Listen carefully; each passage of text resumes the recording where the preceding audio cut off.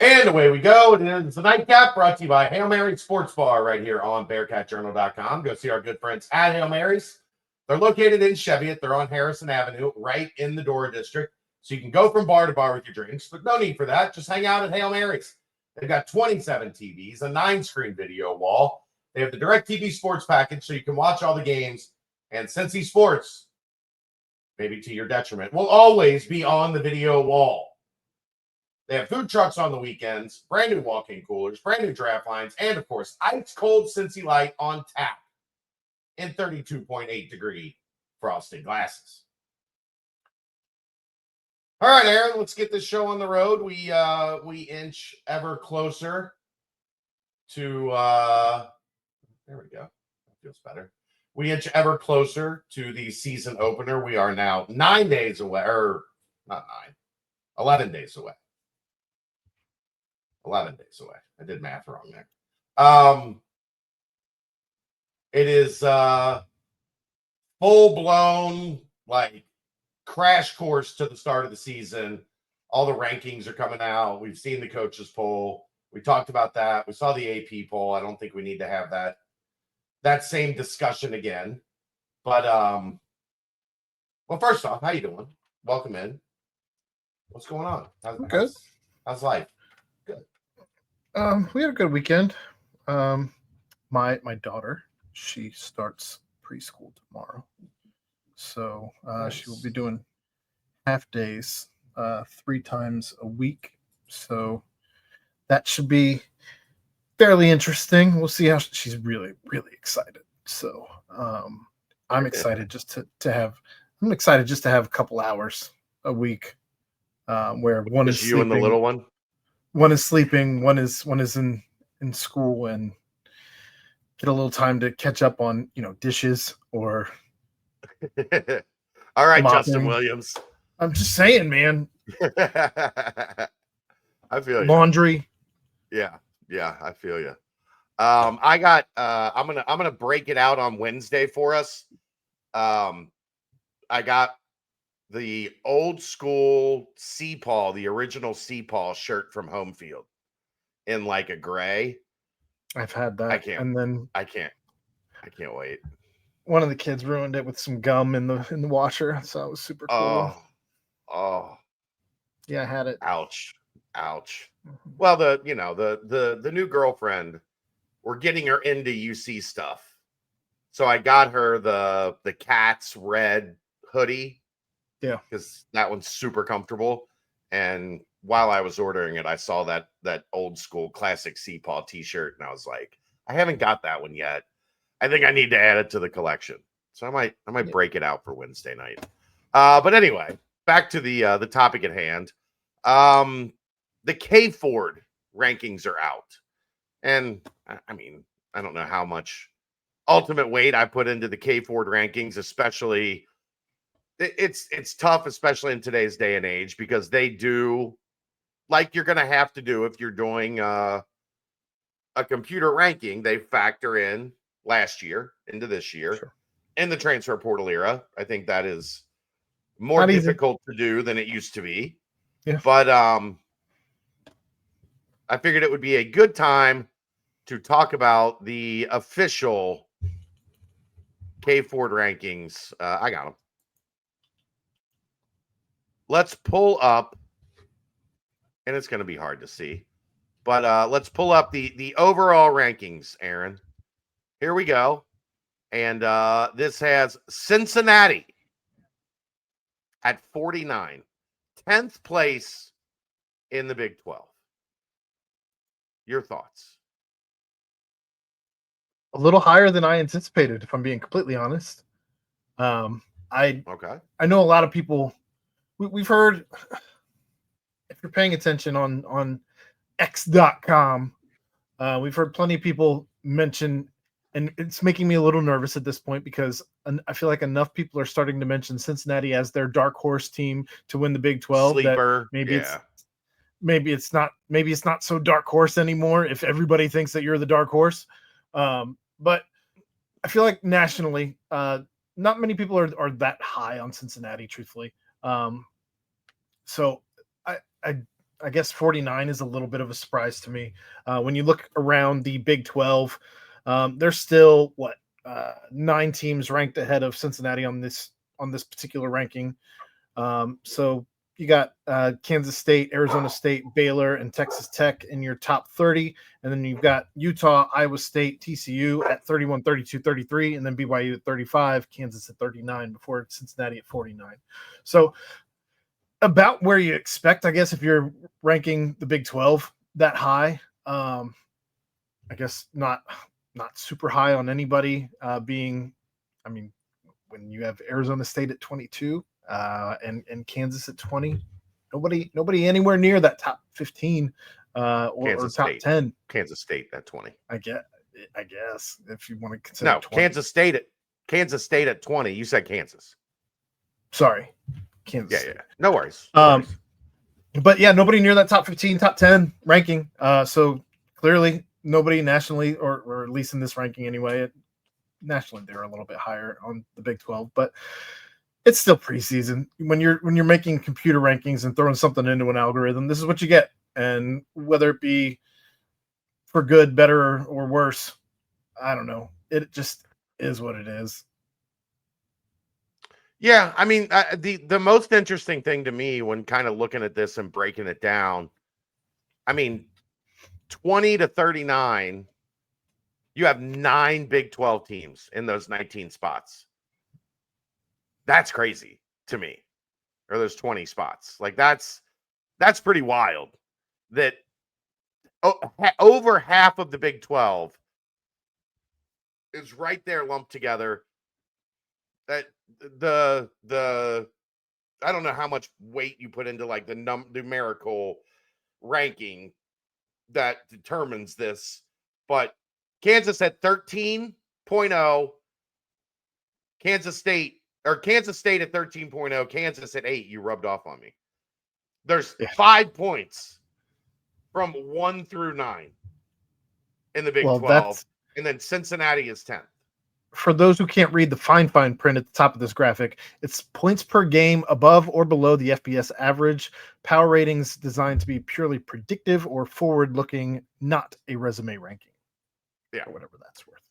But for whatever that's worth, they think the entire top half of the Big 12 is separated by this much, which is not a surprise. We know, like that's right. What we talk about this on this league. Every time we talk about this league, is there is so little separation that it's hard to really get a great read on things. I mean, I think is Oklahoma State last? Oklahoma State is dead last at 63. So from 20 to 63 is the entire Big 12. Mm-hmm. They do think there's a little bit more difference like down right at the bottom, but there's like a 10-point difference between 1 and like 12, 13, 14. Like I don't know what to do with this league. And that could be a good thing because it gives an opportunity, as we've seen the past couple of years, for a team like Cincinnati, if they get the breaks, if they do the little things and don't make these fatal mistakes that we've talked about in games over the past 2 years, where you can jump up. But Aaron, it also goes the other way too. If you don't get your you-know-what together, you can find yourself down at 12, 13, 14 again really easily. Yeah. I don't know. I mean, this is what we talk about all the time, though, when we say that this league it's a coin flip away from being 8-4 and 4-8. When the disparity is that close, whether it be by the people who do the rankings themselves, whether it be by computer design, however you want to break it down, this just goes to show that the top and the bottom of this league, the ceiling and the floor of this league are really not that far apart when it all comes down to it. Yeah, let's go to the preseason offensive KFord ratings, and this one is interesting to me, Aaron,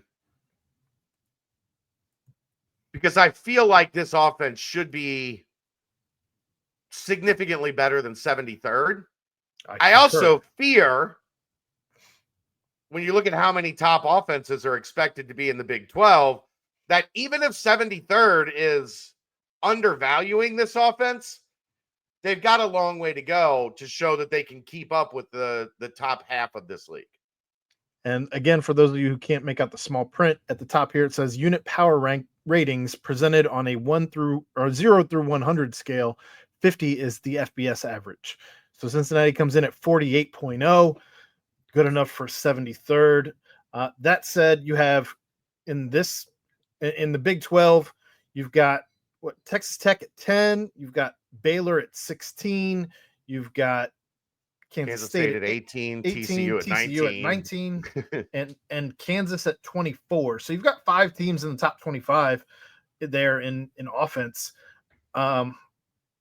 I mean, they have Oklahoma State at 36, and I don't know that we know anything about Oklahoma State's offense. Yeah. So interesting. They've got them above Iowa State and Colorado, West Virginia, Cincinnati, like Arizona, UCF. I don't expect those 2 offenses to be good, but who the hell knows in this league? It does concern me, Aaron. I don't put empirical weight on stuff like this in the preseason, but much like last season in basketball, when you guys asked, like, what do you, or I think it was a question in the mailbag, I don't know, like, whatever, what do you see being this team's flaw? It was, hey, nobody thinks Cincinnati has a top 100 player. Well, in some of this stuff, you start looking at it, it's like, well, nobody thinks Cincinnati offensively is going to be able to keep pace in this league. And it's an offense-first league. And, Aaron, you can't win 7 or 8 games with the 73rd ranked offense. You can't. You can't win 7 or 8 games if your team's averaging, what like 20, 23, something like that last season? Yeah. I mean, Dave's talked about that ad nauseum, like, get to 30 or none of it matters. Bust. And I don't think he's wrong. But that should be, truthfully, that should be the gold standard every year. Not just last year, not just this year. Right. Every year. In this league, you better score 30. You better score 30. I mean, we kind of knew that. We kind of knew that coming into the league. Like, that wasn't news. No. And last year it was a run heavy league. All those backs are gone. One of my favorite stats of the offseason. You know, the back in the Big 12 this year with the most yards total against career P4 competition last year? It's Tyree Walker. Just under 1,000 yards at Wisconsin. Yeah. Oklahoma was the year before, but nobody had more yards in this league against a Power 4 schedule than Tyree Walker. You hope that's a good sign. Well, I don't think it's good news for Cincinnati in terms of this is going to be a much more pass-heavy league this year. You're not going to see, I mean, teams are still going to run the ball, but there's going to be a much bigger emphasis on quarterback this year. And generally that means there's going to be more points on the board. And generally for a team that's predicted to be 73rd in offense, it's not a good thing. Doesn't make me feel warm and fuzzy. Maybe those defensive rankings will make you feel a little bit better. And they do, as I pull up the defensive rankings. 45th in defense. You can do your disclaimer. The disclaimer is unit power rankings presented as a 0 through 100 scale, or on a 0 through 100 scale. It's small even for me. 50 is FBS average.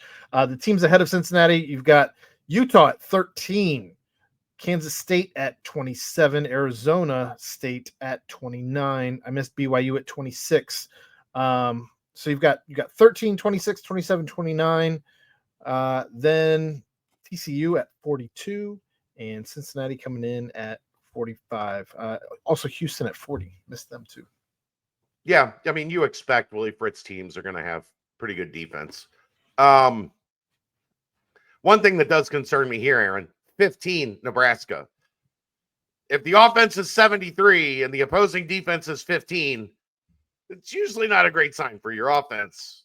Hopefully that's a situation where Cincinnati starts to prove some of these numbers wrong.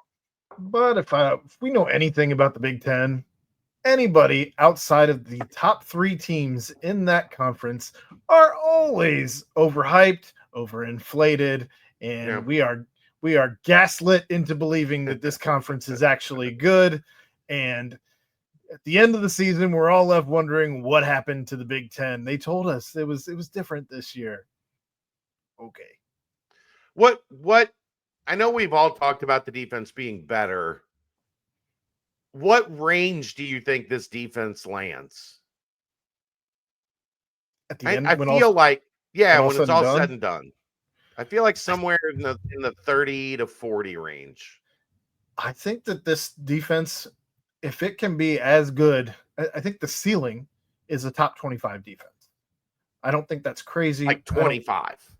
Well, I mean, somewhere between 20 and 25. I don't think anything much higher than that. I think that's way, way out over your skis if you believe it's a top 20 or better. Right. That said, I think that if this team truly is able to start to grasp the concepts that Tyson Veit has brought from Iowa State, I think that this linebacking core, some of the pieces of your defensive line, some of the pieces in your secondary can be not good, but great. And I think that that's not for it. I'm not saying everybody across the board, but I think that there are certainly some pieces that can shine in this defense. And if you have a couple of pieces that are doing that, I think that lands you somewhere in there. Yeah. I don't know. Last week's podcast got me kind of readjusting my thought process on what needs to happen for this defense to get where we want it to be. I'm starting to think it's less about sacks and more about turnovers. Like the more we dig into like who this defense is at its core, by looking at Iowa State, that is not a defense that sacks the quarterback a ton. It is a defense that forces a boatload of turnovers. If you can pressure the quarterback, I think it's about pressure. If you can pressure him, you don't need to necessarily get if you get the sacks, more power to you. Absolutely. You want the sacks. Sure. But if you can pressure the quarterback into making bad decisions, especially, I don't know how many quarterbacks are returning quarterbacks this season in this league. There's a lot of guys. Quite a few. There's a lot. A lot more than it feels like normal. Well, what's normal anymore? But turnover is normal. If you can pressure quarterbacks who are now in a lot of them now in their second year in their own systems respectively, I think that's what you're going to have to do, because you have some maturity now in this league where it's not just a bunch of guys getting their first crack at it with a new system or guys that are freshmen or anything like that. I think you've got a lot of upperclassmen at this point, and if you have an upperclassman, you have some maturity. You've got to make them uncomfortable, because otherwise they're going to pick you apart. Yeah. Finally, special teams. I don't think this is any surprise in terms of a preseason ranking. Same thing as before. Rankings presented on a 0 to 100 scale. 50 is FBS average. Cincinnati, 99th. And if there is an area of improvement that I think is going to be pretty drastic, it's this one. Because I don't blame the metrics, the analytics, for saying they expect Cincinnati special teams to be bad based on what we saw last year and the year before even. It's bad. It's bad. If this team finishes outside of the top 30 in special teams, I will be disappointed. Yeah. I think 30 is probably a safe place to put it. And I think that's probably I hope it's being generous. But if they finish outside of that top 30, I will be genuinely sad, because I think that this is the best shot under Scott Satterfield that they've had to be good at special teams. Yeah. You've got a lot of energy around that portion of the program right now. You've got a lot of focus. You've got a lot of drive going on with special teams. So much, in fact, that you're not even allowed to talk about everything that you see while you were there in practice, while watching special teams. And I think that's a good thing. I think it's okay for that to be a thing. And I hope that brings a renewed vigor in that room, the special teams room, because we need it. Yeah. They have to make a substantial jump here. They do on offense as well. But I will say, Aaron, seeing the offense at 73 and the special teams at 99, I want to be bullish. Things like this are what, like, if that offense was like 52, 48, like, I think I might feel a little better about this. Like I said, I expected special teams to be bad on this list, even though we think it's going to be significantly better. Seeing 2 of your 3 units below 70. And you're still somehow ranked 49. I'll take it. All right, it's going to wrap it up. We'll see you tomorrow night on the BBP. That is the Nightcap, brought to you by Hail Mary Sports Bar, right here on BearcatJournal.com. See ya!